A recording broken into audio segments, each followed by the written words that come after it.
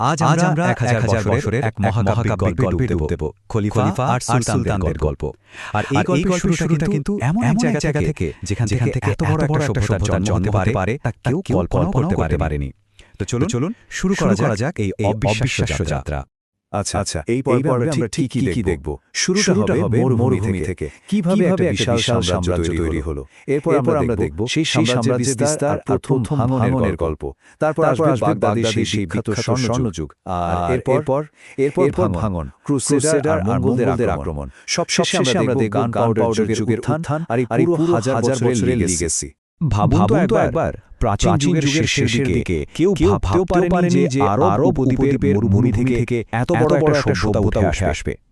এই একটা কথাই কিন্তু গল্পের শুরুটা বেঁধে দেয়। সেই সময় দুই সুপার পাওয়ার মানে বাইজেন্টাইন আর সাসানীয় সাম্রাজ্য, তাদের মাঝখানে থাকা একটা প্রায় উপেক্ষিত অঞ্চল থেকে কিভাবে এমন একটা বিশ্বশক্তি জন্ম নিল সেটাই আমরা দেখব। তো গল্পের প্রথম পর্বে আসা যাক। শুরুটা হচ্ছে আরব উপদ্বীপের এক নাটকীয় পরিবর্তন দিয়ে। এখানে একটা নতুন বিশ্বাস কিভাবে যাযাবর সব উপজাতিদের এক করলো আর ইতিহাসের পাতায় এক নতুন শক্তিশালী অধ্যায়ের জন্ম দিল, সেটাই আমরা দেখব। ইসলাম আসার আগে আরবের অবস্থাটা ঠিক কেমন ছিল? জায়গাটা ছিল আসলে যাযাবর আর বহু ঈশ্বরবাদী সংস্কৃতির একটা কেন্দ্র। মানে এখানকার আরবরা বিভিন্ন দেবী পূজা করত।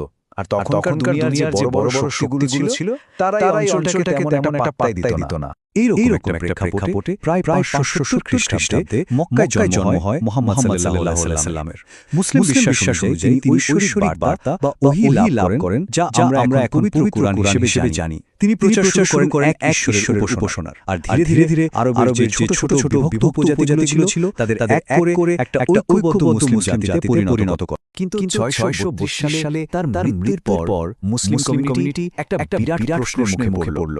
প্রশ্নটা ছিল খুব সহজ, কিন্তু এর উত্তরটা ছিল জটিল। এখন এই জাতির নেতৃত্ব কে দেবে? কে হবেন তাদের ধর্মীয়, রাজনৈতিক আর সামরিক নেতা? আর এই একটা প্রশ্নই, বিশ্বাস করুন, পরের কয়েকশো বছর ধরে ইসলামিক বিশ্বের ইতিহাসকে নিয়ন্ত্রণ করেছে। তো চলুন এবার সেই সময় যাওয়া যাক যেটা শুরু হয়েছিল নবীর মৃত্যুর ঠিক পরপরই। এই সময়টা কিন্তু দারুণ ইন্টারেস্টিং। একদিকে যেমন অবিশ্বাস্য গতিতে সাম্রাজ্য বাড়ছিল, ঠিক তেমনি অন্যদিকে দানা বাঁধছিল প্রথম বড় ধরনের ভেতরে সমস্যা। নবীর উত্তরসূরিরা খলিফা নামে পরিচিত হলেন, যার মানে প্রতিনিধি। প্রথম যে চারজন খলিফা ছিলেন, যাদের খোলাফায়ে রাশিদিন বলা হয়, তারা একটা রাষ্ট্রীয় কাঠামো দাঁড় করান। আর তাদের সময় অবিশ্বাস্য দ্রুত গতিতে ইরান থেকে উত্তর আফ্রিকা পর্যন্ত খেলাফত ছড়িয়ে পড়ে।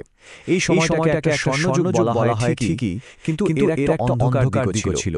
তীব্র ভেতরের কোন্দল এতটাই যে এই চারজন খলিফার মধ্যে তিনজনকেই হত্যা করা হয়েছিল।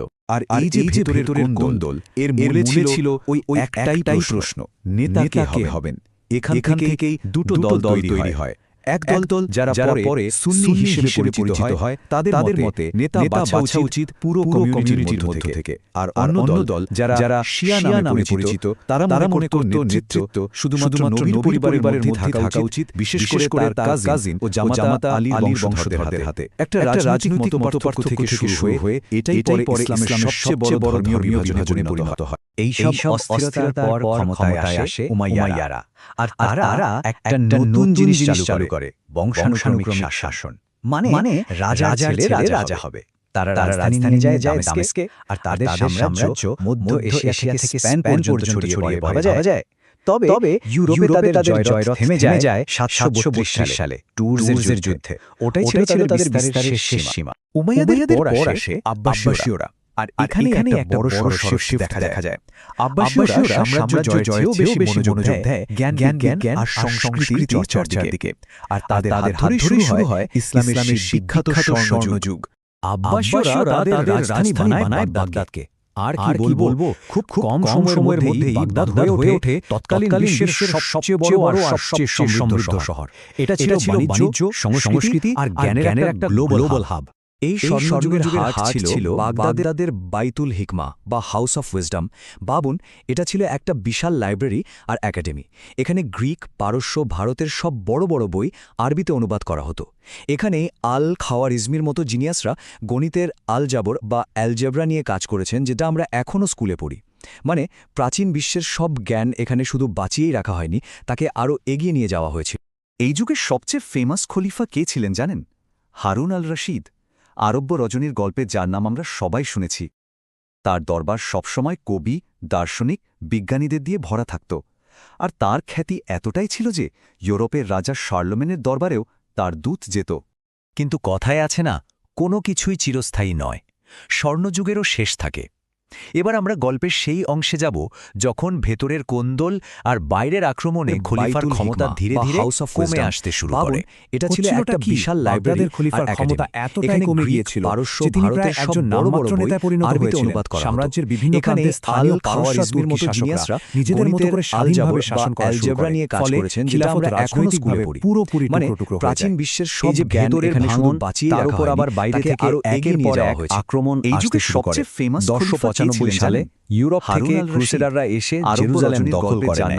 যদিও পরে সুলতান সালাহুদ্দিন সেটা ফিরিয়ে আনেন, কিন্তু সবচেয়ে ভয়ঙ্কর আঘাতটা আসে পূর্ব দিক থেকে। সালটা ছিল ১২৫৮। শার্লমেনের চেঙ্গিস খানের নাতি হালাকু খানের নেতৃত্বে কথায় আছে না, মঙ্গোল আর্মি কোনো কিছুই বাগদাদ চিরস্থায়ী আক্রমণ নয়। করে।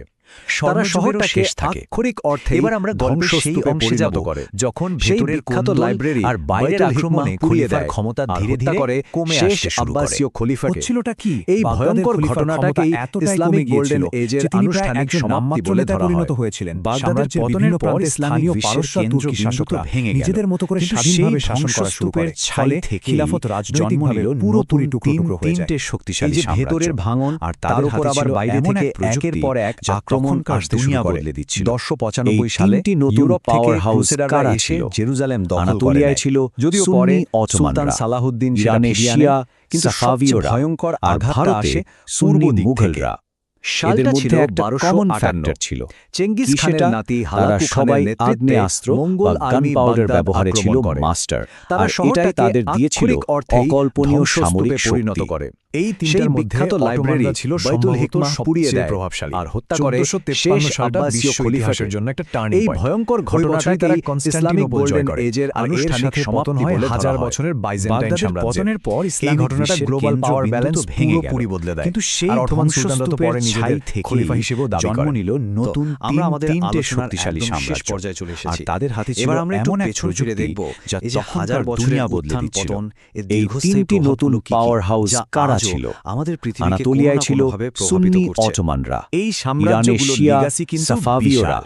আর যেমন ভারতে ধরুন, সুন্নি সেলজুকদের হাত মুঘলরা। ধরে এদের মধ্যে তুরস্কের একটা ভিত্তি কমন তৈরি হয়। ফ্যাক্টর ছিল। আবার কি নেতা সেটা? কে হবেন, তারা এই সবাই প্রশ্ন থেকে আগ্নেয়াস্ত্র যে বা সুন্নি শিয়া বিভেদ গানপাউডার শুরু ব্যবহারে হয়েছিল, ছিল সেটা মাস্টার। আজও আর এটাই মধ্যপ্রাচ্যের তাদের রাজনীতির দিয়েছিল একটা বড় ফ্যাক্টর। অকল্পনীয় সামরিক আব্বাসীয়দের শক্তি। সেই জ্ঞান চর্চা, এই তিনটার সেটা না মধ্যে হলে হয়তো অটোমানরা ইউরোপের ছিল রেনেসাঁ সম্ভবত অন্যরকম হতো। সবচেয়ে প্রভাবশালী। আর অটোমানরা, ১৪৫ তারা তো সালটা ইতিহাসের বিশ্ব শেষ ইতিহাসের খেলাফত যার চালিয়েছিল, কিন্তু খুব যার বেশি দিন পতন আগের কিন্তু ঘটনা খুব নয়, বেশি দিন আগের মাত্র ঘটনা ১০০ নয়, বছর আগে। মাত্র ১০০ তো বছর এই যে আগে। খলিফা তো আর এই যে সুলতানদের খলিফা হাজার আর বছরের সুলতানদের লম্বা হাজার ইতিহাস বছরের আমরা লম্বা দেখলাম, ইতিহাস এর আমরা শেষে দেখলাম, একটা এর প্রশ্ন শেষে কিন্তু মাথায় একটা ঘুরপাক প্রশ্ন খায়। কিন্তু মাথায় আচ্ছা, ঘুরপাক খায়। রাজনৈতিক, আচ্ছা, সাংস্কৃতিক, ধর্মীয়, সাংস্কৃতিক সব মিলিয়ে যদি ধর্মীয়, ভাবে, সব তাহলে মিলিয়ে যদি এই ভাবে, বিশাল তাহলে এই সাম্রাজ্যগুলোর বিশাল সবচেয়ে সাম্রাজ্যগুলোর গুরুত্বপূর্ণ সবচেয়ে legacy কোনটা? গুরুত্বপূর্ণ যা legacy আজকের কোনটা? দুনিয়াকে যা সবচেয়ে আজকের দুনিয়াকে বেশি প্রভাবিত সবচেয়ে করেছে? বেশি প্রশ্নটা প্রভাবিত ভাবার করেছে? মতো, তাই না? প্রশ্নটা ভাবার মতো, তাই না?